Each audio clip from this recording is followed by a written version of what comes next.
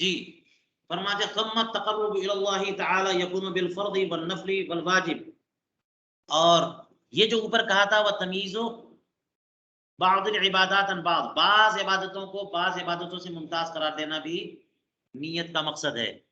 تو فرماتے ہیں کہ اللہ تبارک و تعالیٰ کی بارگاہ سے تقرب یہ فرض کے ذریعے بھی ہوتا ہے، نفل سے بھی اور واجب سے بھی۔ بندہ جب فرائض ادا کرے تو اللہ کی بارگاہ سے قریب ہوتا جاتا ہے، یوں ہی واجبات اور نوافل سب سے۔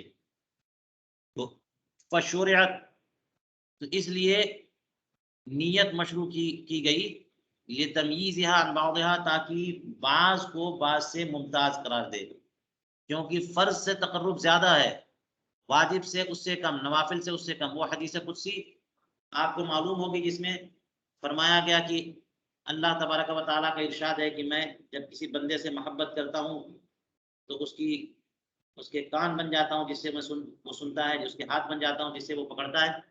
پوری حدیث پاک بار بار آپ نے سنی بھی ہوگی اور بیان بھی کیا ہوگا۔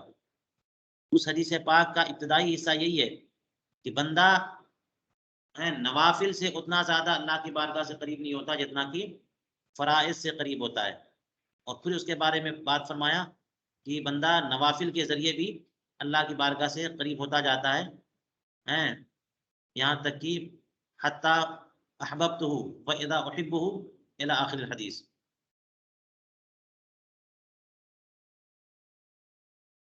اس لیے چونکہ تقرب میں کمی بیشی ہوتی ہے، اس لیے امتیاز چاہیے کہ کون فرض ہے، کون واجب ہے، کون نفل ہے۔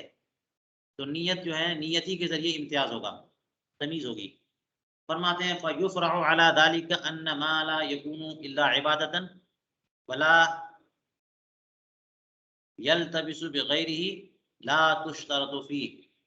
تو اسی پر بطور تفریح یہ بیان کیا جاتا ہے کہ وہ عمل جس کا وجود نہیں ہوتا مگر عبادت ہی کے طور پہ، جو محض عبادت ہی کے طور پر معہود ہے، اور کسی غیر عبادت کے ساتھ اس کا التباس نہیں ہوتا کہ بندہ کنفیوز ہو جائے کہ یہ بندہ فلاں عمل کر رہا ہے تو عبادت کے طور پہ کر رہا ہے یا عادت کے طور پہ۔ جب کرے گا اس کو خود پتا چلے گا، سب کو پتا چلے گا کہ عبادت ہی کے طور پہ مشروع ہے، عادت اس کی ہو نہیں سکتی۔ تو ایسی چیزوں کے بارے میں فرمایا لا تشترط فی، ایسے اعمال یا افعال میں نیت شرط نہیں ہے، کیونکہ یہاں پہ التباس ہی نہیں ہے، کنفیوژن نہیں ہے، مزاحمت نہیں ہے۔ تو تمیز کی ضرورت کیا ہے؟ تمیز کی ضرورت تو وہاں ہو جہاں عادت بھی ہو اور عبادت بھی ہو، اس فعل کی دونوں جہتیں ہوں، عادت کے طور پہ بھی وہ فعل کیا جاتا ہو، عبادت کے طور پہ بھی کیا جاتا ہو، تو التباس ہو جائے، مزاحمت ہو جائے گی، تمیز کی ضرورت پڑ جائے گی۔ لیکن جس فعل کا وجود ہی محض عبادت کے طور پہ ہوتا ہو تو وہاں پہ نیت کی ضرورت نہیں ہے۔ مثال ہے کل ایمان باللہ تعالی، جیسے اللہ تبارک و تعالیٰ پہ ایمان، تو کیا ایمان کے لیے بھی نیت ضروری ہے؟ نہیں، بندہ ایمان لائے گا مسلمان ہو جائے گا، کیونکہ یہ بزنس کے طور پہ ایمان اسلام کا معاملہ نہیں ہوتا ہے، عادت کے طور پہ نہیں ہوتا، یہ عبادت ہی کے طور پہ۔ بندہ جب اللہ تعالیٰ کی طرف رجوع کرے گا، عبادت ہی کی طرف کرے گا، اللہ تبارک و تعالیٰ کی وحدانیت کا اعتراف کرے گا، عبادت ہی کے طور پہ کرے گا، عادت کے طور پہ کرنا یہ معقول نہیں ہے، کما قدمنا ہو۔ فرماتے یوں ہی اور مثالیں دیکھ لیجئے، والمعرفہ والمعرفتی والخوف والرجاء والنیت وقراءۃ القرآن والاذکار، یہ سب کے سب مثال ہیں ایسے اعمال کی جو عبادت ہی کے طور پہ جن کا وجود ہوتا ہے، عادت نہیں۔ تو ان امور کے لیے نیت ضروری نہیں، جیسے معرفت الہی کی کوشش کرنا، ڈرنا، اللہ تبارک و تعالیٰ کا خوف، اللہ کی رحمت کی امید، خود نیت۔ اس وجہ سے لوگوں نے کہا کہ نیت یہ نیت ہے، تو کیا نیت کے لیے بھی نیت کی ضرورت ہے، یا خوف یا رجا کے لیے بھی نیت کی ضرورت ہے، یا یوں ہی قرات القرآن، جب قرآن کریم کوئی پڑھتا ہے عادت تو نہیں ہوتی کہ کسی کی عادت ہو گئی ہے، تو اس لیے قرات قرآن کے لیے نیت ضروری نہیں ہے، اس کے وجود کے لیے یا صحت کے لیے۔ والاذکار، اسی طرح سے اذکار، وظائف، لانها متمیزۃ لا تلتبس بغیرها، کیونکہ یہ اعمال یہ خود متمیز ہیں عادات سے، کہ عادت کے طور پہ یہ ہوتے نہیں ہیں، ہوتے ہیں عبادت ہی کے طور پہ۔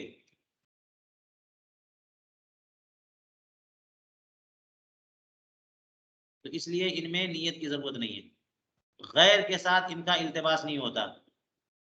وما عدل ایمان لم ارہ صریحا، علامہ ابن نجیم فرماتے ہیں 4-6 چیزوں کا یہاں پہ ذکر کیا تھا، ایمان، معرفت، خوف و رجا، مگر فرماتے ہیں ایمان کے علاوہ جو باقی چیزیں ہیں ہم نے صراحتاً کہیں اس کا جزیہ نہیں دیکھا، ایمان کا جزیہ کہیں دیکھا ہے کہ ایمان کے لیے نیت ضروری نہیں ہے، لیکن معرفت و خوف و رجا و نیت اور قراءت القرآن فرماتے ہیں وَلَكِنَّهُ مُخْرَجٌ عَلَى الْإِيمَانِ الْمُصَرَّحِ بِهِ، لیکن ان تمام امور میں بھی مسئلہ بیان کیا جائے گا، نکلے گا اسی مسئلے پر جس کی تصریح ہے، ایمان والے مسئلے پر، ایمان جس کی صراحت بیان کی گئی ہے، ایمان وجہ عبادت ہی کے طور پر مشروع ہے، اس لیے نیت کی ضرورت نہیں ہے کیونکہ تمیز کی ضرورت نہیں ہے۔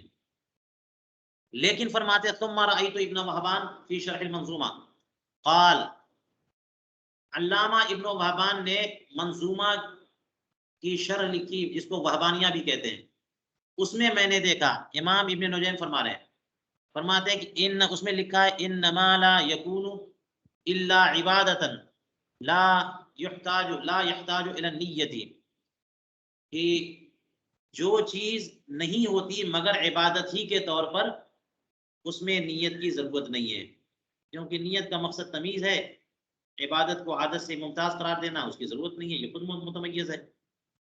وذکر ایضا، انہوں نے یہ بھی بیان کیا ان النیت لا تحتاج الی النیت،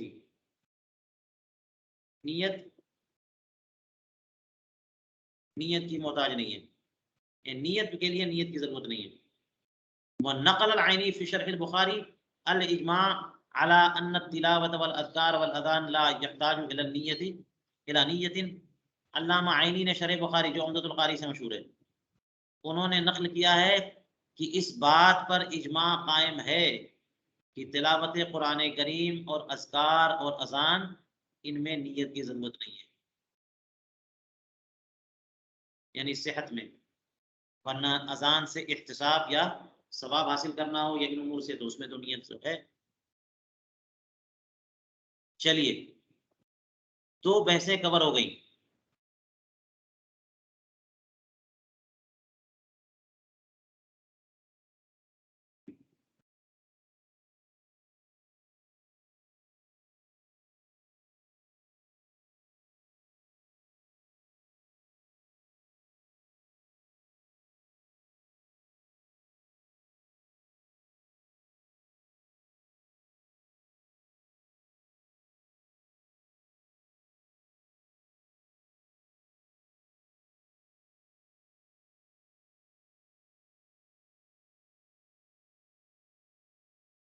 چلیے تھوڑا سا اور پڑھتے ہیں۔ فرمایا الثالث، تیسری بحث کیا، بیان و تعیین المنوی بعدم تعین ہی، منوی کی تعین اور عدم تعین کا بیان، یعنی جس بات کی نیت کی ہے اس کو متعین کرنا بھی ضروری ہے کہ نہیں ہے، جہاں پر مزاحمت ہے وہاں پر ضروری ہے، اور جہاں پر پہلے سے متعین ہے وہاں پہ ضرورت نہیں ہے۔ جیسے رمضان کا روزہ یہ پہلے سے بتعین شرعی متعین ہے کہ اللہ تعالیٰ نے قرآن پاک میں رمضان کے روزے فرض کر دیے، وہ متعین ہے وہ ایام، تو ضرورت نہیں ہے کہ آپ نہ تعین کریں۔ اسی لیے فقہا فرماتے ہیں کہ کسی اور نیت سے روزہ رکھے گا تب بھی وہ متعین ہے، رمضان ہی کا روزہ ہوگا، اگر نفل کی نیت سے روزہ رکھے گا یا کسی اور واجب کی نیت سے روزہ رکھے گا تب بھی رمضان ہی کا روزہ ہوگا، کیوں؟ اس لیے کہ پہلے سے متعین ہے تو آپ کی تعین کی ضرورت نہیں ہے۔ لیکن جہاں پر مزاحمت ہو کہ اس دن کوئی اور روزہ بھی ہو سکتا ہو اور متعین نہیں ہے پہلے سے، وہاں تعین ضروری ہے۔ جیسے یہی رمضان کے روزہ چھوٹ گیا، آپ شوال میں قضا کرنا چاہتے ہیں تو شوال میں تو 50 قسم کے روزے ہو سکتے ہیں، نفلی روزہ ہو سکتا ہے، نظر والا روزہ ہو سکتا ہے، کفارے والا ہو سکتا ہے، قضا ہو سکتا ہے، تو آپ کو متعین کرنا پڑے گا کہ یہ میں روزہ جو رکھ رہا ہوں یہ رمضان کی قضا ہے۔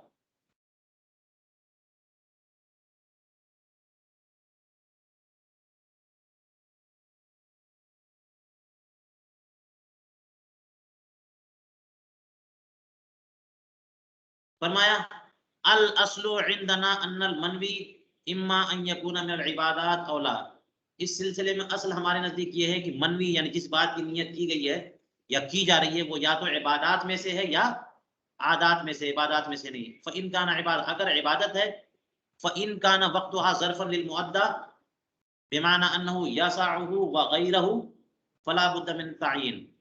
اگر عبادت ہے تو پھر دو صورتیں، یا تو مؤدّا کے لیے ظرف ہے یا ظرف نہیں ہے، یعنی معیار ہے. تو اگر اس کا وقت مؤدّا کے لیے ظرف ہے، ظرف ہونے کا مطلب کیا ہوتا ہے کہ جو وقت اس کا دیا گیا ہے اس وقت کے درمیان جو عمل مشروع ہے وہ پورے وقت کو کور نہ کرے، بلکہ اس وقت میں وہ عمل ہو جائے اور پھر بھی وقت شروع میں یا آخر میں بچا رہ جائے. اس کو کہتے ہیں ظرف. اور جہاں پر مظروف ظرف کو کور کر لیتا ہے، ذرہ برابر بھی اسپیس یا جگہ باقی نہیں رہتی، اس کو معیار کہتے ہیں.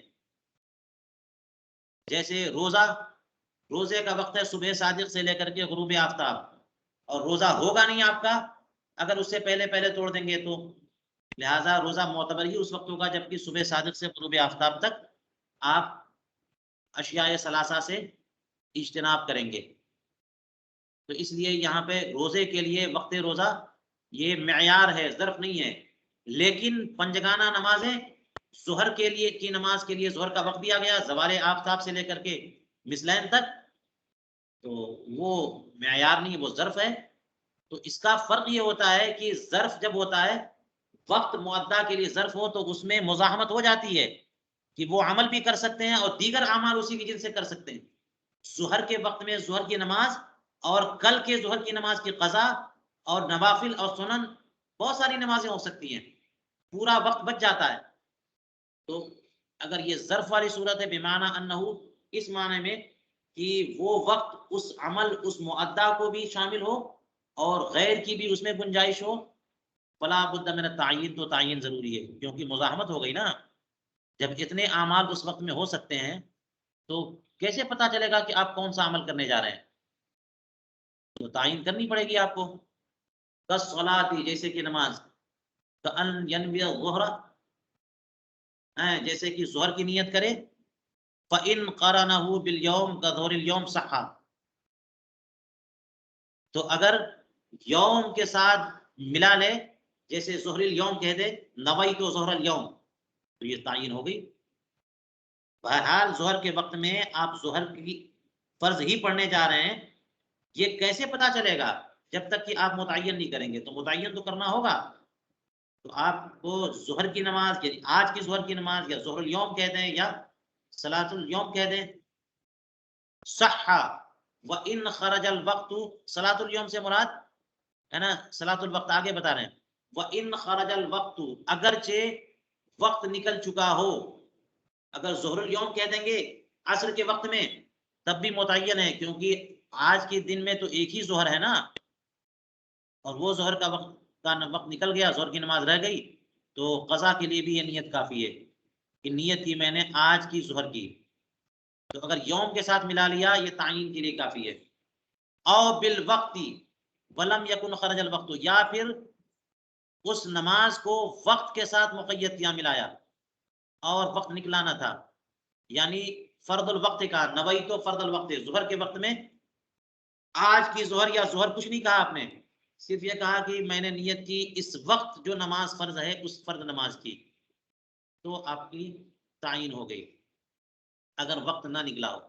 لہذا فإن خرج ونسیہ، اگر وہ وقت نکل گیا یا بھول گیا، یہ لا یجزئہ فی الصحیح، تو پھر یہ نیت جو ہے نا فرض الوقت کہنا کافی نہیں ہے، کیونکہ آپ عصر کے وقت میں پڑھیں گے اور کہیں گے فرض الوقت، تو فرض وقت تو عصر ہے نہ کہ ظہر ہے.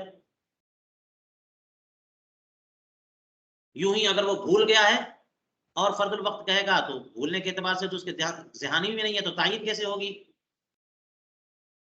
فرماتے ہیں وفرض الوقت کا ظہر الوقت، اگر ظہر الوقت کہے تب بھی نماز ہو جائے گی، اور اگر فرض الوقت کہے تب بھی ایسے ہی ہے جیسے کہ وہ کہہ رہا ہے ظہر الوقت، اگر وقت نہیں نکلا تو.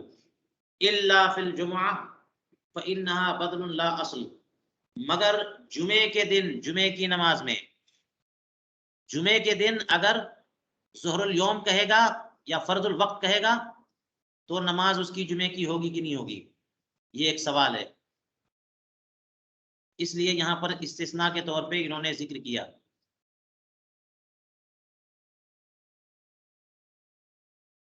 تو فرماتے ہیں کہ ظہر کی نماز میں اگر فرض الوقت کہے گا تو ظہر کی نماز ہو جائے گی، لیکن جمعے کی نماز میں اگر فرض الوقت کہا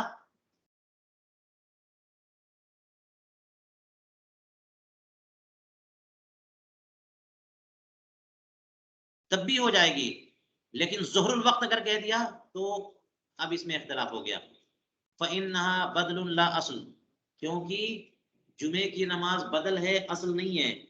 تو آپ اگر فرض وقت آپ اگر ظہر وقت کہہ رہے ہیں تو آج تو ظہر نہیں ہے، آج تو جمعہ ہے، یا فرض وقت کہہ رہے ہیں اور آپ کی نیت میں یہ ہے کہ ظہر اور حالانکہ جمعہ ہے، تو اس لیے جمعے کی نماز ہوگی کہ نہیں ہوگی؟ ایک قول یہ ہے کہ جمعے کی نماز نہیں ہوگی، دوسرا قول یہ ہے کہ جمعے کی نماز ہو جائے گی۔ یہاں پہ کہتے ہیں کہ یہاں مستثنا ہے، یہ مسئلہ یہاں پہ درست نہیں ہے، کیونکہ جمعے کی نماز بدل ہے، اصل نہیں ہے۔ یہاں پر ایک بات یاد رکھنی چاہیے، علامہ حموی نے یہ الاشباح والنظائر کا سب سے مبسوط حاشیہ علامہ حموی کا ہے، جس کا نام ہے غمز عیون البصائر، غمز للحموی کہتے ہیں، اس کو بھی آپ لے لیں اور اسے بھی دیکھا کریں۔ یہاں پر جگہ جگہ علامہ حموی نے بڑی تشریح و توضیح کی ہے، بڑے مباحث ذکر کیے ہیں۔ تو حموی میں اس کی تفصیل ہے کہ جمعے کی نماز اصل ہے یا بدل ہے، کہ اصل میں ایک قول یہ ہے کہ ظہر اصل ہے۔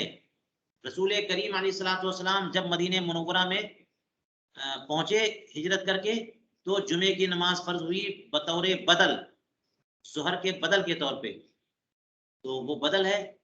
اور ایک قول یہ ہے کہ جمعے کی نماز یہ اصل ہے، بدل نہیں ہے، یعنی 6 دنوں میں ظہر کی نماز فرض ہے اور جمعے کے دن جمعے کی نماز فرض ہے۔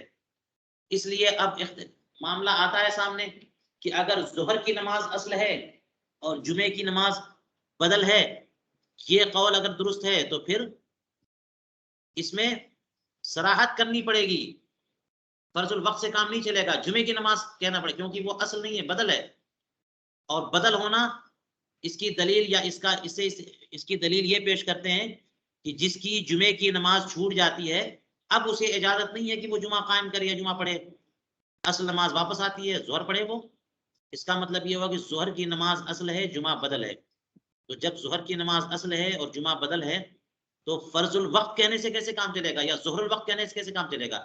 آپ کی طرف سے تعین ہونا چاہیے جمعے کی نماز کی۔ الا ان يكون اعتقاده الا ان يكون اعتقاده انها فرض الوقت، مگر یہ کہ اس کا ماننا یہ ہو کہ جمعے کی نماز وقت کا فرض ہے، یہ مان کے وہ یہ ہے نیت کرے گا کہ نیت کی میں نے اس وقت کا جو فرض نماز ہے، تو پھر جمعہ کی نماز ہو جائے گی۔ فَإِن نَوَى الظُّهْرَ لَا غَيْرَ اخْتَلَفُوا فِيهِ، اگر جمعے کے دن یوں نیت کی اس نے کہ ظہر کی نماز پڑھوں گا، کوئی اور نماز نہیں، اور وہ پڑھنے جا رہا جمعے کی نماز، جمعے کی نماز میں وہ کہہ رہا ظہر کی نماز کوئی اور نماز نہیں، تو اس کی نماز ہوگی کہ نہیں ہوگی؟ اختلفوا فیہ، لوگوں کا اختلاف ہے، والاصح الجواز، اور زیادہ صحیح موقف یہ ہے کہ اس کی نماز ہو جائے گی۔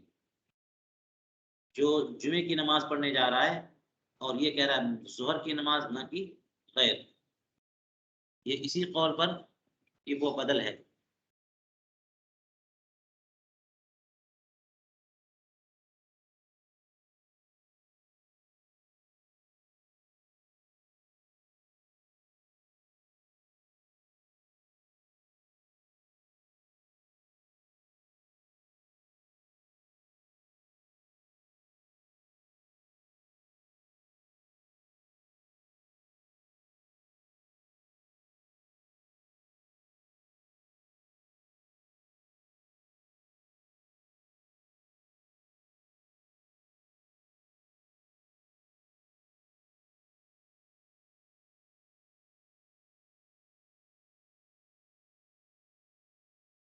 علامہ حموی نے یہاں لکھا ہے، فرماتے ہیں کہ الا ان يكون اعتقاده ان فرض الوقت یعنی بان كان يرى رأي ظفر، امام ظفر کا یہ قول ہے کہ جمعے کے دن وقت کا جو فریضہ ہے وہ جمعہ ہے، ظہر نہیں ہے، جمعہ اصل ہے، بدل نہیں ہے۔ فحینئذ تصح فی نیت فرض الوقت، اگر امام ظفر کے قول کو اختیار کر رہا ہے تو فرض وقت کی نیت سے اس کی نماز درست ہو جائے گی، اگرچہ وَإِن كَانَ الْمَذْهَبُ أَنَّ فرض الوقت هو الظہر، اگرچہ مذہب حنفی یہ ہے کہ فرض وقت جمعہ نہیں ہے بلکہ ظہر ہے۔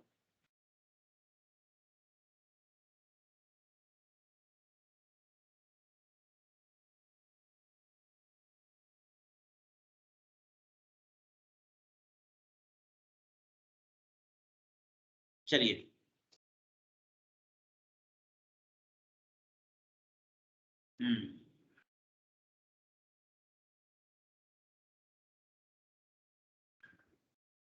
قالوا، فقہا فرماتے ہیں وعلامۃ التعیین للصلاة بحیث یکون لو سئل ای صلاۃ یصلی یمکنہ ان یجیب بلا تأمل، کیسے پتا چلے گا کہ یہ بندہ متعین کر رہا ہے، نیت تعین بھی ہے، نیت تعین بھی ہے، تعین ضروری ہے تو کیسے اندازہ ہوگی نیت کے ساتھ ساتھ تعین بھی کر رہا ہے یہ؟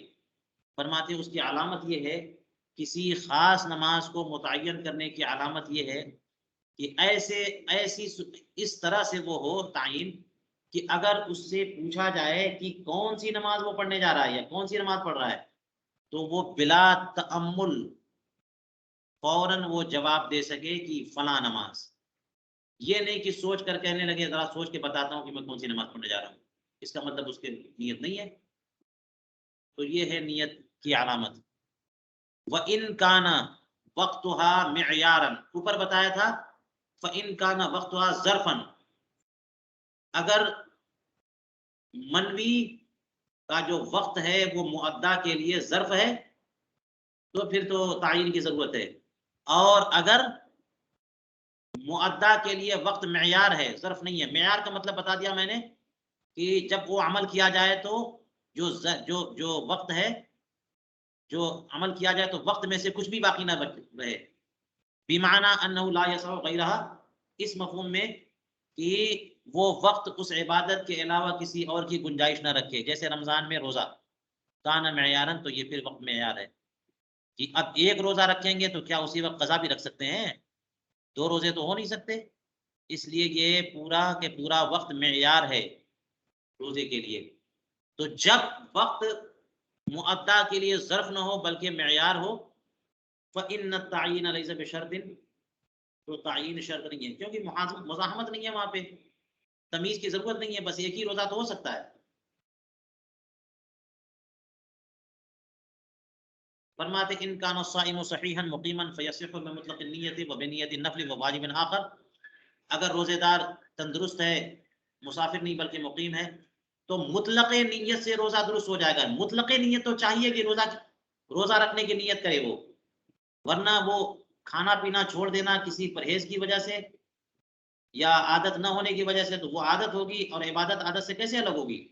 تو مطلق نیت تو چاہیے تاکہ عبادت عبادت ہو، لیکن ساتھ فرماتے ہیں کہ نفل کی نیت سے بھی رمضان کا روزہ درست ہو جائے گا، کسی اور واجب کی نیت سے بھی رمضان کا روزہ درست ہو جائے گا، لأن التعین فی المتعین لغو، تعین کی یہاں پر کوئی ضرورت نہیں ہے، کیونکہ جو چیز پہلے سے متعین ہو اس میں تعین لغو اور بیکار ہے۔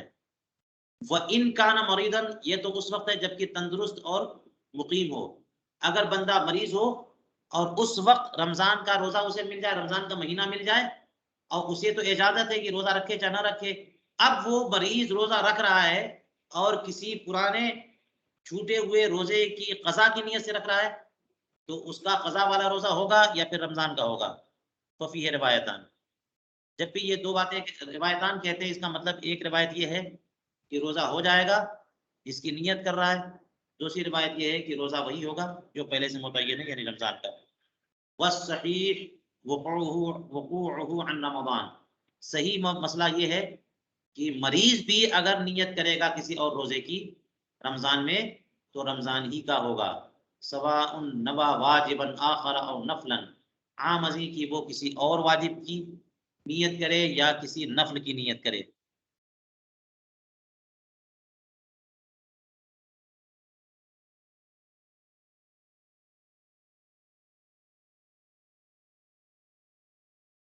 وَأَمَّا الْمُسَافِرُ فَإِنَّ نَوَى عَنْ وَاجِبٍ آخَرٍ وَقَعَ عَمَّا نَوَاهُ رہا ایک تیسرا مسئلہ کہ مسافر اگر وہ کسی اور روزے کی نیت کرے، کیونکہ مسافر کو بھی اجازت ہے کہ روزہ رکھے نہ رکھے، بعد میں قضا کرے، فرماتے کسی اور واجب کی نیت سے روزہ رکھے تو جس کی نیت کرے گا اسی وہی والا روزہ ہوگا، رمضان کا نہ ہوگا۔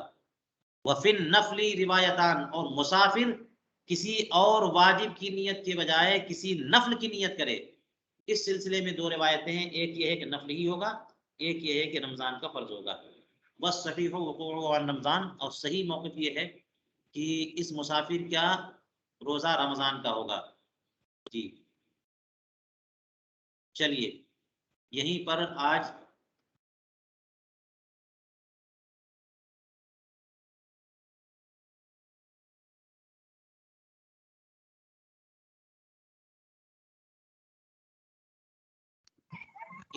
درس روک دیتے ہیں، وقت کافی ہو گیا ہے۔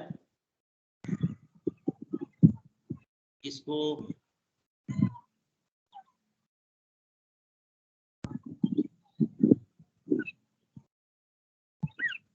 کیونکہ فرمایا تھا کہ وقت اگر معدہ کے لیے ظرف ہو تو یہ حکم ہے، اور معیار ہو تو یہ حکم ہے۔ اور اب ایک مسئلہ آ رہا ہے کہ وَإِن كَانَ وَقْتُهَا مُشْكِلًا، یعنی وقت جو ہے معدہ کے لیے نہ تو ظرف ہے نہ معیار ہے، بلکہ دونوں سے اشتباہ ہو رہا ہے کہ بعض وجوہ سے لگتا ہے اور بعض وجوہ سے معیار لگتا ہے، تو حکم کیا ہے؟ اس کے متعلق اگلے سیشن میں انشاءاللہ اگلے درس میں ہم پڑھیں گے۔ السلام علیکم ورحمۃ اللہ۔ وعلیکم السلام۔ السلام علیکم وعلیکم السلام وعلیکم السلام۔ وعلیکم السلام ورحمۃ اللہ وبرکاتہ۔ سوالات کے جوابات دینے تھے، سوالات کے جوابات۔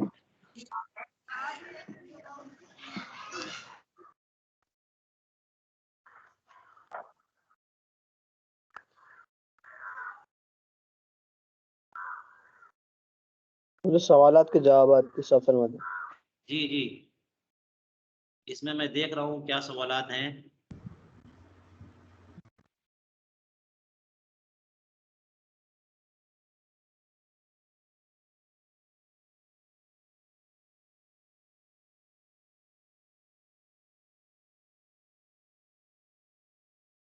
ایک سوال کسی صاحب نے کیا تھا پہلے الاشباہ والنظائر کے تعلق سے کہ الامور بمقاصدها اور لا ثواب الا بالنیت، تو نیت اور قصد میں کیا فرق ہے؟ لغت کے اعتبار سے اگر دیکھیں جو کہ آپ نے پہلے بیان میں پڑھ لیا تو کوئی فرق نہیں ہے، نیت اور قصد دونوں ایک ہی چیز ہے، جس کو ارادہ کہہ لیجئے، قصد کہہ لیجئے اور نیت کہہ لیجئے، یہ دونوں سب کے سب ایک ہی ہے، کوئی فرق نہیں۔ لیکن کچھ اعتباری فرق کی بنیاد پر یا دیگر امور کی بنیاد پر ان کو دو حصوں میں رکھا انہوں نے۔ اسی لیے جب یہ بحث شروع کی تو کچھ جزئیات بیان کرنے کے بعد فرماتے ہیں کہ ان جزئیات کی بنیاد پر ہمارے لیے مناسب ہوا کہ ایک اور قاعدہ وضع کریں، یہ فرمایا تھا انہوں نے۔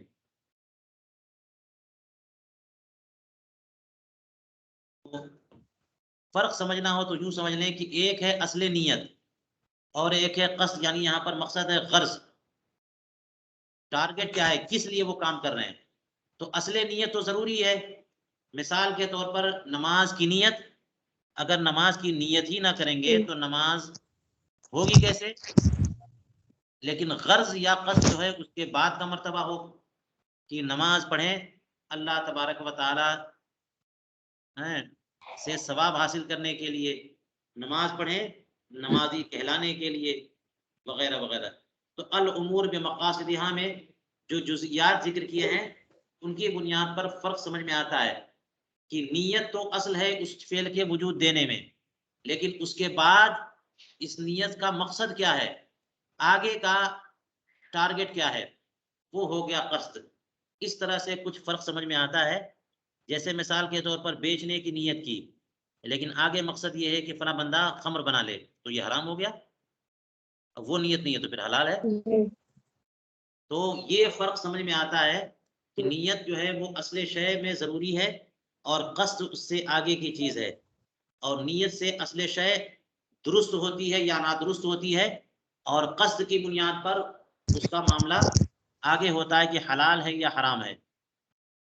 یہ چند جزئیات اور فروق کو سامنے رکھتے ہوئے یہ فرق سمجھ میں آتا ہے، ورنہ آگے ان تمام دونوں قاعدوں کے لیے 10 مباحث ذکر کیے ہیں اور سب کو ایک ساتھ شامل کر دیا ہے۔ لہذا الامور بمقاصدہا اور الاعمال بالنیات دونوں ایک ہی ہو گئے معال اور مصداق کے اعتبار سے۔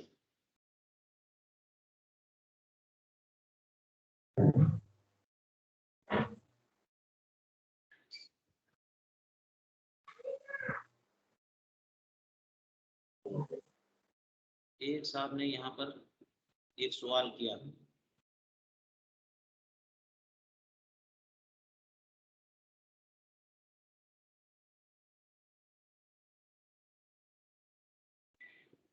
قدوری، ہم نے آپ حضرات کے لیے قدوری کا انتخاب کیا ہے۔ کچھ لوگ مختار پڑھ رہے ہیں، کنز الدقائق پڑھ رہے ہیں، پڑھیں، جو بھی پڑھ سکتے ہوں، لیکن اور پوچھنا ہو تو پوچھ بھی لیں۔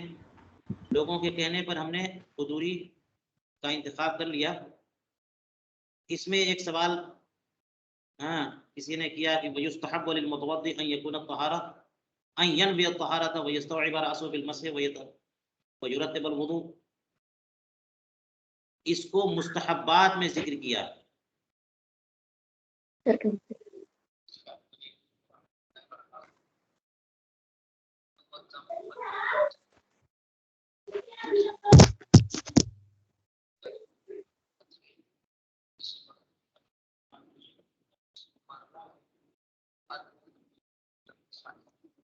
یہ سوال ہے اور اچھا سوال ہے کہ خون، پیپ اور مواد کے بارے میں لکھا ہے کہ ایسی جگہ بہہ کر کے جائے جس کی تطہیر کا حکم ہے، فی الجملہ، وضو میں، غسل میں، کبھی بھی اس کی تطہیر کا حکم ہے، وہاں بہہ کر کے جائے۔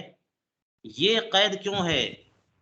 جبکہ حدیث پاک میں تو فرمایا کہ وضو، ہر بہتے خون سے وضو ٹوٹ جاتا ہے اور وضو کرنا ہوتا ہے۔ تو اب یہاں پر فقہا نے یہ قید کیوں لگائی کہ بہتے ہوئے خون نہیں بلکہ بہہ کر کے ایسی جگہ جانا کہ جس پہ طہارت کا حکم لگتا ہے؟ تو اس کی وضاحت میں عرض یہ ہے کہ وہ یہ قید اس حدیث پاک میں موجود ہے، مقدر ہے، معہود ہے۔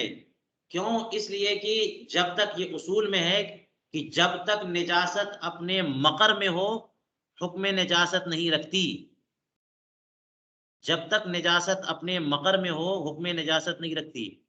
لہذا خون نجس ہے لیکن آپ کا بدن نجس نہیں قرار دیا جاتا، کیونکہ خون جو ہے رگوں میں دوڑتا پھرتا ہے۔ جب تک رگوں میں دوڑتا پھرتا رہے گا آپ کا بدن ناپاک نہیں ہے، آپ باوضو ہیں، آپ درست ٹھیک ٹھاک ہیں، کیونکہ نجاست اپنی جگہ پر ہے۔ یوں ہی پیشاب اپنی تھیلی میں ہے یا اور نجاستیں غلاظتیں اپنی جگہ پر ہیں، آپ کا بدن نجس نہیں ہے۔ اس نجاست کو بھی نجاست کا حکم نہیں دیا جائے گا جب تک کہ باہر نہ نکلے۔ تو یہ جو فرمایا گیا کہ وضو ہر دم سائل سے، اس کا مطلب یہی ہے، ورنہ اندر تو وہ دم سائل ہے ہی، خون بہتا جا رہا ہے، لیکن وہ بہہ کر کے ایسی جگہ پہنچے، یعنی ظاہر پہ اپنی جگہ چھوڑ کر کے ظاہری اعضاء پہ آ جائے تو سمجھ میں آئے گا کہ وہ دم سائل ہے، ورنہ دم سائل کیسے ہوا؟ اور اس کو یہ جو فرمایا کہ ایسی جگہ بہہ کر کے پہنچے جسے حکم تطہیر لاحق ہوتا ہو، اصل میں یہ کان کا اندرون اور آنکھوں کا جو ڈیلا ہے اس کو مستثنا قرار دینے کے لیے قید فرمائی۔ یہ آئی بال جس کو کہتے ہیں، آنکھ کا ڈیلا، یہ جس میں کالا کالا حصہ ہوتا ہے درمیان کا، پتلیاں آنکھ کی، تو اگر خون بہہ جائے اور اسی ڈیلے کے اندر بہہ کر کے لگا رہے، موجود رہے، تو اس سے وضو نہیں ٹوٹتا۔ کیوں؟ اس لیے کہ اس سے حکم تطہیر لاحق ہی نہیں ہوتا ہے، حکم تطہیر لاحق ہی نہیں ہے۔ اس کو مستثنا قرار دینے کے لیے انہوں نے یہ فرمایا کہ ایسی جگہ بہہ کر کے پہنچے جس کی تطہیر کا حکم ہو۔ اسی طرح سے کان کا اندرونی حصہ، وہ تو اندرونی ہے، اندرونی کا حکم تو اندرونی کا ہے، ظاہر کا ہے نہیں، اسے مانا نہیں جائے گا۔ لہذا فقہائے حنفیہ نے بڑی تفصیل کی ہے منہ کے بارے میں اور استنشاق کے معاملات میں، ناک کے اندرون کے معاملے میں، کہ من وجن وہ خارج ہے، من وجن وہ داخل ہے۔ اس لیے احتیاطاً امام اعظم ابو حنیفہ نے غسل میں مزمزہ استنشاق فرض قرار دیا اور وضو میں سنت قرار دیا۔ تو اس لیے کیونکہ حکم تطہیر لاحق ہو اور آنکھ کے اندر جو حصہ جیسے اندرونی یا رگوں میں ہے، یا خون اپنی جگہ سے رگوں سے نکلا اور اندر ہی پیٹ میں رہ گیا، تب بھی وضو نہیں ٹوٹے گا، کیونکہ جب تک نجاست باہر نہ نکلے، ایسی جگہ نہ پہنچے جسے حکم تطہیر لاحق ہو، تب تک وضو کے ٹوٹنے کا حکم نہیں دیا جائے گا۔ تو اس حدیث پاک میں اگرچہ صرف دم سائل فرمایا گیا، لیکن اسے اتنا اگر جامع مانیں گے کہ کسی طرح سے کہیں بھی بہتا ہو، تب تو پھر بندے کا وضو کبھی زندگی میں نہیں ہو سکے گا، کیونکہ اس کا تو خون اندر رگوں میں بہتا ہی رہتا ہے۔ یا پھر کبھی ایسا بھی ہوتا ہے کہ خون رگوں سے نکل کر کے اندر بطن میں، جوف میں کہیں اور بہ رہا، پھر بھی وضو نہیں ٹوٹتا۔ تو اس لیے یہ قید لگانی ضروری ہوئی۔ ایک صاحب نے یہ سوال کیا کہ سنتوں کا ذکر، اجمالی سوال ذہن میں ہے کہ کنز الدقائق میں غالباً یا مختار میں سنتیں 8 ذکر کی ہیں، یا فلاں کتابوں میں اس سے زیادہ ہیں۔ تو یہ جناب یہ کوئی بڑا سوال نہیں ہے، اس کو یوں سمجھ لیں کہ تمام کتابوں میں آپ کو فرق ملے گا۔ یہ ہے اجمال اور تفصیل کا فرق، اس کو کہتے ہیں اجمال اور تفصیل کا فرق، کیونکہ متون کا مزاج اجمال ہے، متون کا جو مزاج ہے وہ اجمال ہے، تو وہ اجمالی طور پر ذکر کرتے جائیں گے اور ایسے الفاظ استعمال کریں گے جس میں 3 4 5 سنتیں ایک ساتھ آ جائیں۔ اور جو شارحین ہیں شروع میں وہ تفصیل لکھتے ہیں، کتب فتاوی میں اور تفصیل کرتے ہیں، چنانچہ آپ بہار شریعت میں فتاوی رضویہ میں سب سے زیادہ تفصیل پائیں گے سنتوں کی۔ تو اس لیے کہ انہی بند چیزوں کو کھول دیتے ہیں، یہ اختلاف نہیں ہوا یا الگ الگ باتیں نہیں ہوئی، یہ اجمال اور تفصیل کا فرق ہوا کہ انہوں نے جو چند چیزوں میں محدود کر دیا تو وہ سب کو شامل کر کے محدود کیا ہے، اور کچھ لوگوں نے الگ الگ بیان کر کے تفصیل کر دی ہے اور نمبرنگ کر دی ہے، تاکہ ساری چیزیں عام لوگوں کے لیے خوب واضح ہو جائیں۔ یہ اجمال اور تفصیل کا فرق ہے، یہ سنت اور عدم سنیت کا فرق نہیں ہے۔ کہیں کہیں ایسا ہو سکتا ہے، جیسے ایک صاحب نے پوچھا کہ یہ اعمال وضو میں فلاں کتاب میں سنت لکھا ہے اور قدوری شریف میں اسے مستحبات میں ذکر کیا، تو وہاں پر جو شارحین ہیں وہ ذکر کر دیتے ہیں کہ سنت مؤکدہ ہے یہ، تو اس میں بھی کوئی حرج نہیں ہے۔ وجہ یہ ہے کہ لفظ مستحب جو ہے وہ سنت میں بھی داخل ہے، یعنی جس کو مستحب کہیں گے وہ سنت تو نہیں ہو جائے گا، لیکن جو سنت ہے وہ بلا شبہ مستحب بات میں ضرور ہے، کہ مستحب کی تعریف یہ ہے کہ علماء اسے پسند کریں یا رسول کریم علیہ الصلوۃ والسلام بنظر استحسان دیکھیں، اس کی کوئی دلیل ہو تو دلیل بھی ہوتی ہے۔ اس طور پہ اعلیٰ جو ہے ادمن کو شامل ہوتا ہے، لیکن ادمن اعلیٰ کو شامل نہیں ہوتا، اس لیے انہوں نے مستحبات میں ذکر کر دیا۔ ہو سکتا ہے اس لیے مستحبات میں ذکر کیا ہو کہ نیچے دیکھیے مسح رقبہ کو بھی اس میں شامل کیا ہے، اور مسح رقبہ سنت نہیں ہے، مستحب ہے، تو چونکہ سنن اور مستحبات دونوں کو شامل کیا تو نیچے والے کا ذکر کر دیا، یہ وجہ ہو سکتی ہے۔ تو یہ باتیں اعلیٰ حضرت ہے نا، ان پر تحقیق و تفتیش اور بحث کرتے ہیں کہ کسی نے مستحب لکھا، کسی نے سنت لکھا۔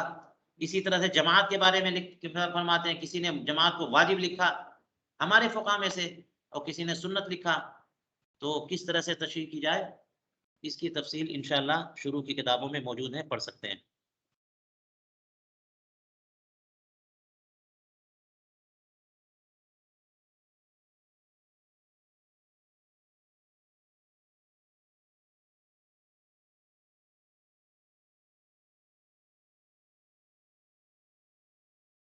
یہ فرماتے ہیں کہ المختار میں ایک جگہ ہے نواقض وضو کے بیان میں، وقتا مس الذکر والقحقہ فی الصلاۃ، یہ آپ عبارت دکھانی چاہیے، آپ کو یہ عبارت دکھانی چاہیے کہ مس ذکر کو ناقض وضو میں کہاں شمار کر لیا۔ یہ تو فقہ اور لوگوں کے نزدیک ہے، ہمارے نزدیک مس ذکر ناقض وضو نہیں ہے۔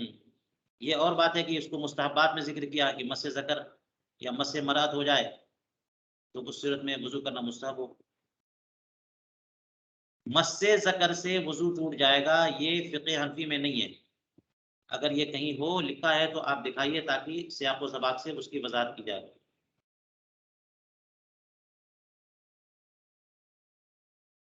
ہاں والقہقہ فی الصلاۃ، بلا شبہ قہقہ سے وضو ٹوٹے گا اگر نماز میں قہقہ ہو۔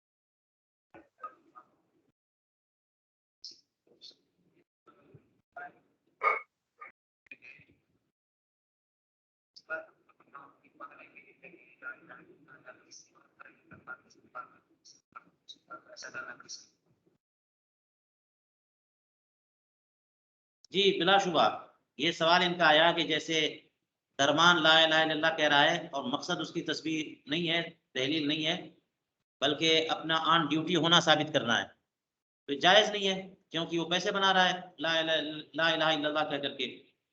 تو اسی طرح سے آپ نے پوچھا کہ اگر کوئی بھکاری کلمات خیر بولتا ہوا، اذکار بولتا ہوا بھیک مانگے تو یہ بھی غلط ہے، اس کی اجازت نہیں ہوگی۔ اس کا بھی وہی حکم ہے۔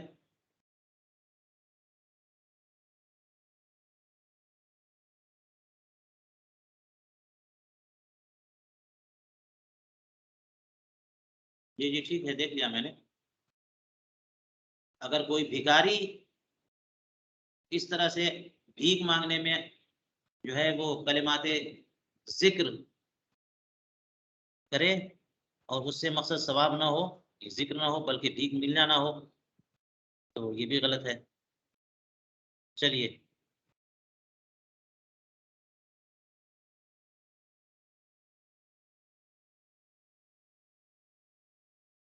وہ المختار کی عبارت میں دیکھنا چاہوں گا، مس الذکر والقہقہا۔ ہو سکتا ہے سیاق و سباق سے بات سمجھ میں آئے، نماز میں قہقہا ناقض وضو ہے، نماز میں مس ذکر کو ناقض وضو قرار دیا گیا ہو کہ نماز کے دوران کوئی مس ذکر کرے، یعنی انتشار اعلیٰ ہو، تو یا تو عمل کثیر کی بنیاد پر، لیکن عمل کثیر کی بنیاد پر نماز ٹوٹے گی، وضو سے بھی ٹوٹے گا۔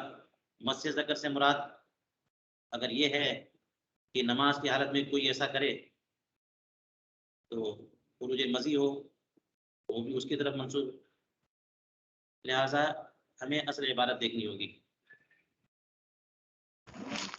حضور السلام علیکم۔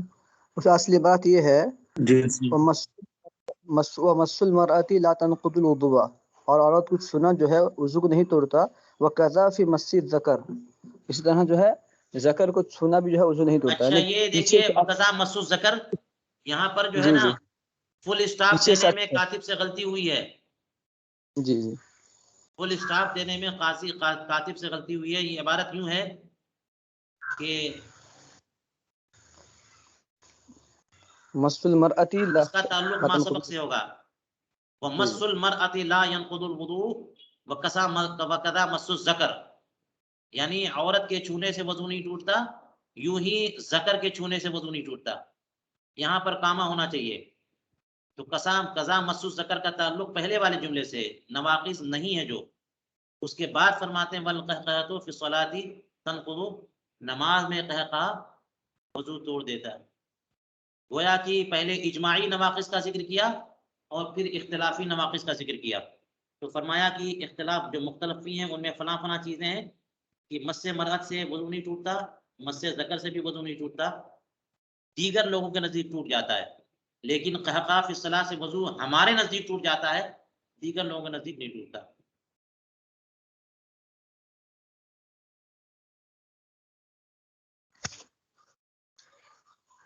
حضور اکرا والی صورت کا جواب کس کی نیت کا اعتبار ہوگا، مکرہ کا یا جو مکراہ کا نیت کا اعتبار ہوگا یا پھر جو مکرہ ہے جو اکراہ کرنے والا ہے اس کی نیت کا اعتبار ہوگا؟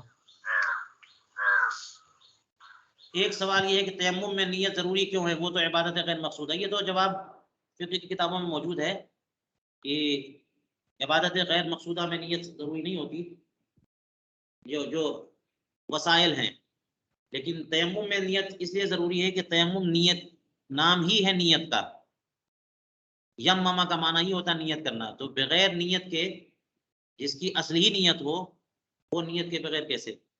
اور وجہ یہ ہے کہ آپ جو ہے نا وہ سعید طیب یعنی زمین مٹی استعمال کرتے ہیں، جو مٹی اپنے نیچر کے اعتبار سے اپنی طبع کے اعتبار سے ملوث ہوتی ہے نہ کہ مطہر ہوتی ہے. یعنی آپ کے چہرے کو آپ کے اعضاء کو آلودہ کرے گی مٹی، لیکن آپ اس کو پاکی اور طہارت کا ہی استعمال کرنا چاہتے ہیں. تو نیت ہی وہ چیز ہے جو اس مٹی کو آپ کے لیے مطہر بنائے گی ملوث کے بجائے، اس لیے نیت ضروری ہے. چلیے اسی پر آج کا درس ختم کرتے ہیں. اس سے اور ایک سوال وہ رہ گیا، وہ کس کی نیت کا اعتبار ہو اکراہ میں؟ یہ سوالات اگر پہلے دے دیے جائیں درس سے تو میں اس پہ غور بھی کر لوں. اس سے پہلے گروپ میں سینڈ کیا تھا میں، جو کس کی نیت کا اعتبار ہوگا، جو اکراہ کرنے والا ہے اس کی نیت کا اعتبار ہوگا یا پھر جس کو مجبور اس کی نیت کا اعتبار ہوگا؟ سجدے کے تعلق سے تھا، سجدہ تعظیمی اور سجدہ تعبدی والا مسئلہ.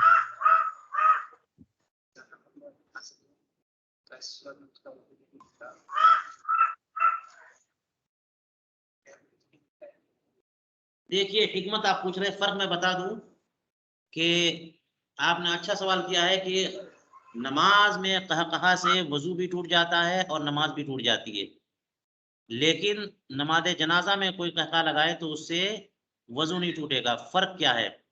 فرق یہی ہے قہقہا سے وضو، نماز میں قہقہا سے وضو ٹوٹ جانا یہ اصل میں قیاس پر مبنی نہیں ہے بلکہ حدیث پاک پر مبنی ہے. رسول کریم علیہ الصلوۃ والسلام نے جو حکم دیا تھا اس پر مبنی ہے، اگرچہ زجرن حکم دیا یا جیسے بھی حکم دیا. تو اس لیے وضو ٹوٹنا اور نماز ٹوٹنا، نماز بھی ٹوٹ گئی وضو بھی ٹوٹ گیا، یہ حدیث پاک پر، چونکہ یہ خلاف قیاس ہے، کیونکہ خروج نجاست مزیل طہارت ہوتا ہے.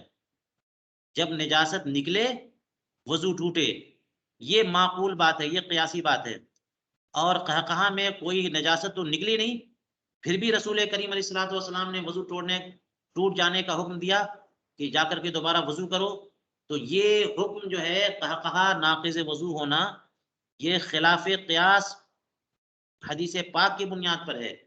اور یہ اصل ہے کہ جو مسئلہ یا جو حکم خلاف قیاس ثابت ہو وہ اپنے مورد پر باقی رہے گا، اس سے آگے نہیں جا سکتا. یعنی جہاں جس واقعے کے بارے میں فرمایا گیا وہیں تک وہ رہے گا، کیونکہ قیاس کے لیے ضروری ہے کہ نظائر کو ایک دوسرے پر اعتبار کیا جائے اور وہ چیز معقول ہو، اور یہ معقول تو ہے نہیں، عقل سمجھتی نہیں ہے کہ وجہ کیا ہے کہ کوئی نجاست نکلی نہیں بدن سے پھر بھی وضو ٹوٹا.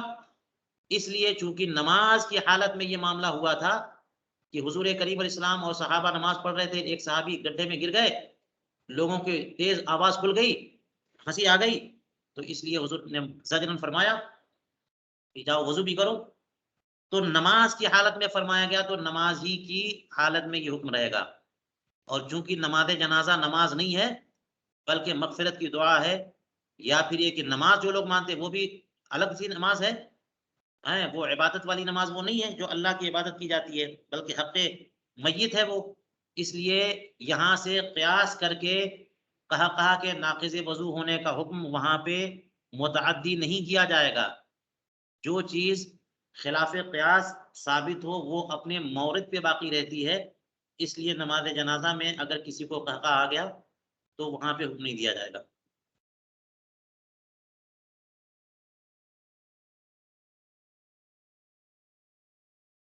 حکمت البتہ ذکر کی ہے علماء نے کہ قہقہا اگر یہ صحت ہے تو اس سے نماز گئی، کیونکہ آواز نکل گئی، آواز کلام کی قبیل سے ہے اور کلام منافی صلاۃ ہے، لہذا کلام کر لیا نماز گئی.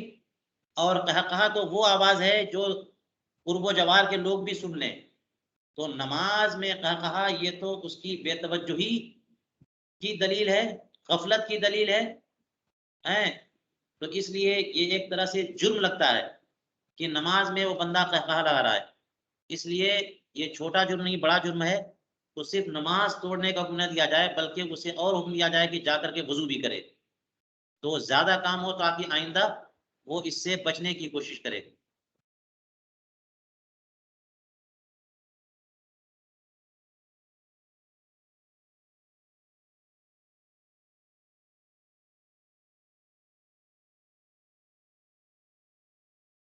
اور کسی کا کوئی سوال ہو تو.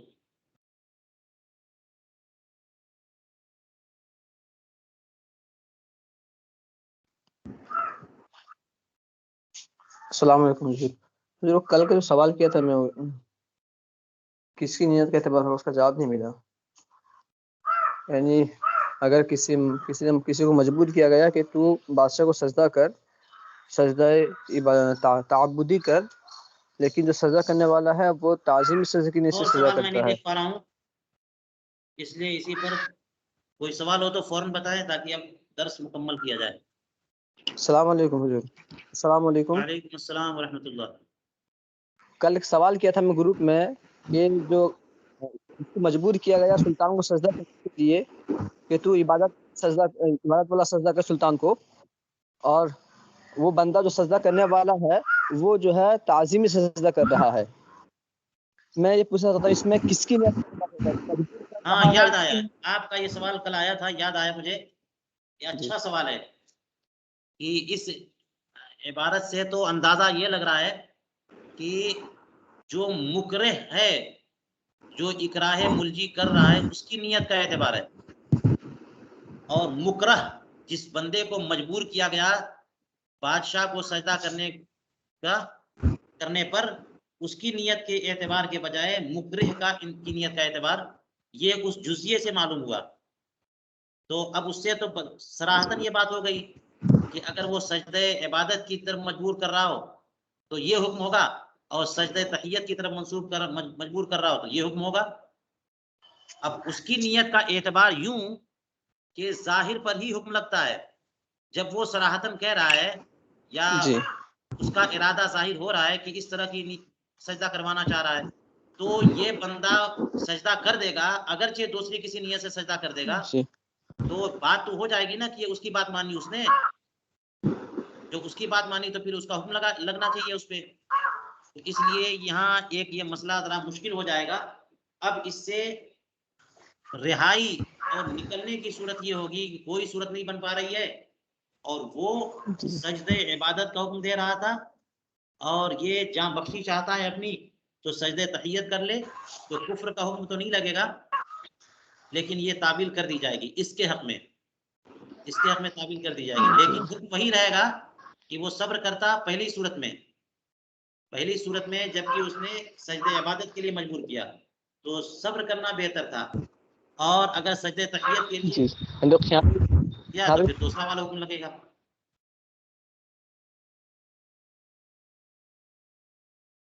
السلام علیکم ورحمۃ جیسے اللہ. وعلیکم السلام ورحمۃ بیان اللہ. کیا جاتا ہے کہ اگر کوئی استاد صاحب اس میں عبارت کے متعلق سوال کیا جا سکتا ہے؟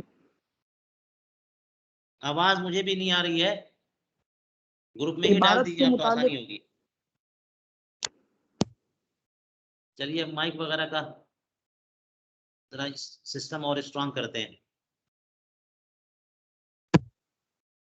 عبارت کے متعلق سوال کیا جا سکتا ہے؟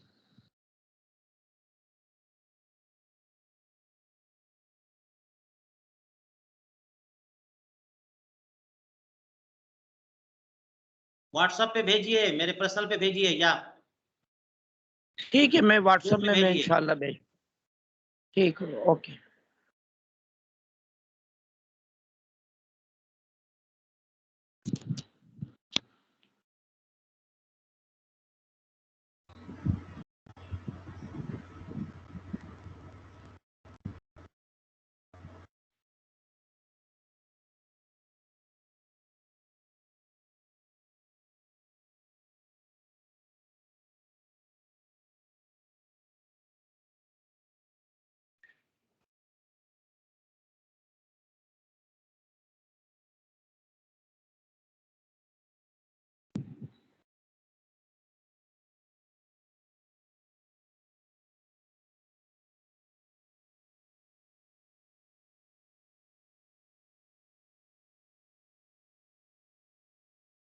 چلیے ابھی کوئی سوال نہیں آ رہا مجھے لگتا ہے.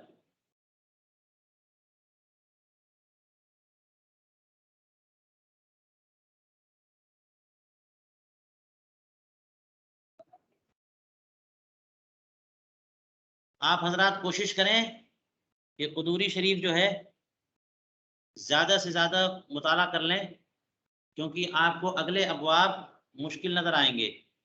عبادات کا حصہ تو آسان ہوتا ہے.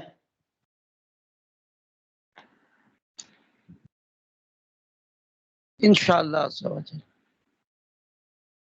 جی یہ سوال کہ عورت کا شوہر کے علاوہ کسی اور کی میت پہ سوگ منانا طیب و زینت کو ترک کر کے حرام ہے. تو حضرت اگر میت اس کے والد والدہ کی ہو تو یہ بات تھی 3 دن سے زائد سوگ منانے کی. تو عام لوگوں کے لیے اپنے اقارب پر 3 دن کی مدت ہے، اور عورت کو اپنے شوہر کے لیے پوری عدت کی مدت ہے، 4 مہینے 10 دن یا وضع حمل جو صورتیں ہیں. تو اس کے علاوہ کسی کی بھی ہو یہی حکم ہوگا. تو کوئی خاتون ہے، ان کی والد یا ان کے والدہ، ان کی والدہ یا والد کا انتقال ہو گیا اور وہ سوگ منا رہی ہیں 3 دن سے زائد، چوتھے 5ویں 6ٹھے دن بھی، اور بالارادہ وہ ترک زینت کر رہی ہیں کسی مقصد کے لیے، تو یہ جائز نہیں ہے. کیونکہ اللہ تبارک و تعالیٰ کی مرضی ہے کہ اللہ تعالیٰ نے ان کے والد والدہ کو اٹھا لیا. اس سے زیادہ سوگ منانا یہ جزا فضا کے قبیل سے ہے اور صبر کے خلاف ہے، راضی برضا ہونے کے خلاف ہے. اس لیے زینت ترک کرنا 3 دن کے بعد والد والدہ کے لیے یا کسی کے لیے بھی یہ درست نہیں ہے. یوں ہی زینت نہ کر سکیں تو کوئی حرج نہیں ہے.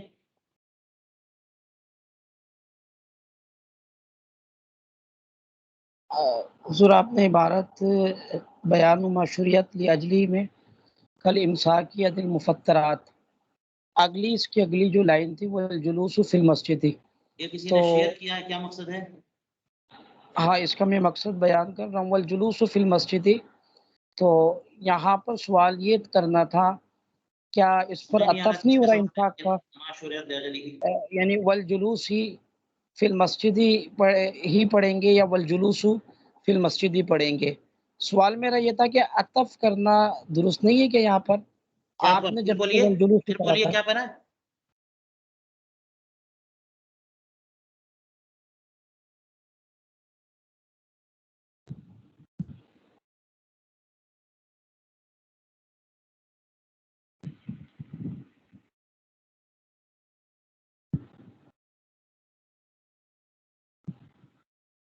کس کے عطف کی بات کی تھی آپ نے؟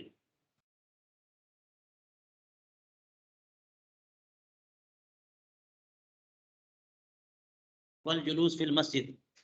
جی جی ہاں والجلوس فی المسجد کہاں ہے؟ اگلی اس کے نیچے عبارت. ہاں اس پہ کیا پوچھنا؟ کل امساک اس کے بعد جی جی فرمایا جلوس فی المسجد.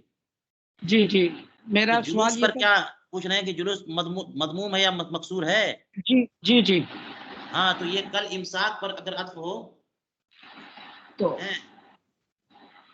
کل امساک پر عطف ہے تو والجلوس ہی نہ ہوگا، جی جی جی کیونکہ یہ بالکل الگ مسئلہ ہے. ایک مسئلہ یہ مثال کے طور پہ دیا مفطرات سے امساک کبھی پرہیز کے لیے ہوتا ہے، کبھی علاج کے لیے ہوتا ہے، کبھی ضرورت نہ ہونے کی وجہ سے ہوتا ہے. اب یہ تو مسجد میں بیٹھنا یہ الگ مسئلہ ہو گیا، تو دوسری مثال ہے وہ. ٹھیک تو ٹھیک امساک ہی پہ تو عطف ہے. ٹھیک والجلوس فی المسجد قد یکون للاستراحۃ ودفع المال. یہ پھر ہاں یہ ہے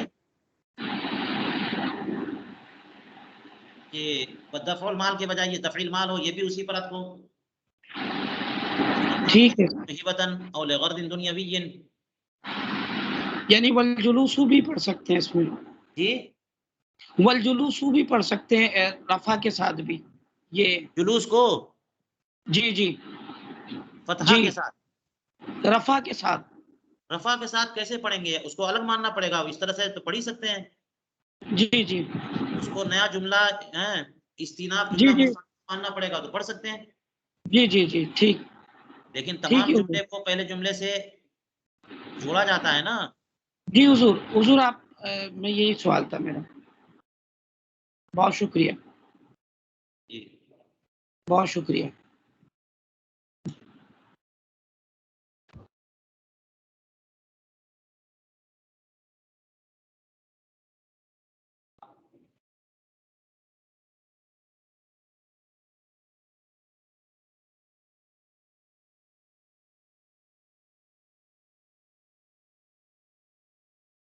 ہاں جی، بلا شبہ عبارت کے بارے میں سوال کیا جا سکتا ہے. عبارت کے بارے میں سوال کر سکتے ہیں، کسی بھی بارے میں سوال کر سکتے ہیں، لیکن ایک وقت متعین کر لیا جائے جو منصوب حقائق ہے یا قدری ہے یا المختار ہے، اس کے بارے میں کوئی سوال کرنا ہے تو، اور اس کی عبارت کا ایک فوٹو بھیجا جائے تو ہمیں غور کرنے میں بھی آسان ہو. جیسے ابھی ہم نے دکھایا آپ کو ذکر کا معاملہ، صرف ایک نکل آنے کی وجہ سے وہ عبارت کدھر کی تھی کدھر جانے لگی اور پورا مسئلہ جو ہے وہ منتشر ہو گیا. چلیے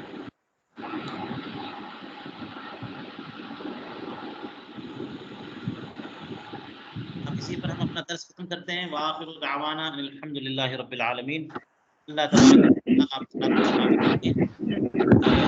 تعالیٰ میں برکت عطا فرمائے آمین. اور مسائل السلام علیکم. السلام علیکم ورحمۃ السلام علیکم ورحمۃ اللہ وبرکاتہ. السلام علیکم ورحمۃ اللہ السلام علیکم ورحمۃ اللہ وبرکاتہ. السلام علیکم ورحمۃ اللہ. السلام علیکم ورحمۃ اللہ. وعلیکم